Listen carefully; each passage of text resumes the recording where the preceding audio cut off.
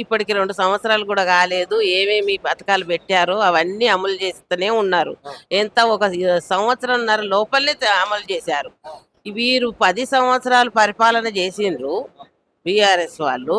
వాళ్ళిప్పుడు చాడీలు చెప్తాండ్రు, ఏళ్ళు చూపెడతాండ్రు.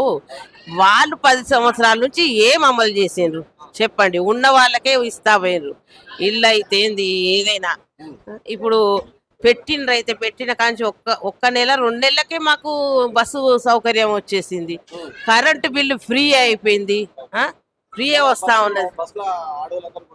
కొట్లాట గిట్లాట ఏమీ లేదు. అదంతా ఇదంటే పుకార్లు ఎట్లా ఏలెత్తి చూపెట్టాలి వీళ్ళను, ఎట్లా నీచంగా చూపించాలి అనేసి వాళ్ళే కొట్లాడుతాండ్రు ఇంట్లోళ్ళు. అది చూసుకోమని ముందుగాల, తర్వాత బయట వాళ్ళకి చెప్పమను.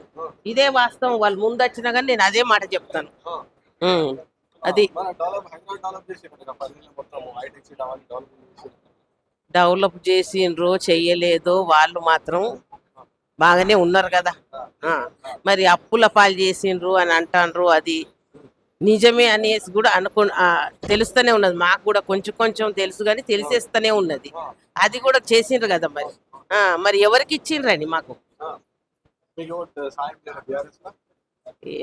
సాయం మాకెందుకని, మా కష్టం మాకుంటే చాలు. ఇంకా అది కూడా దోసుకునేటట్టు చేసేసిండ్రు. ఎక్కడ చేతులు పెట్టిండ్రు.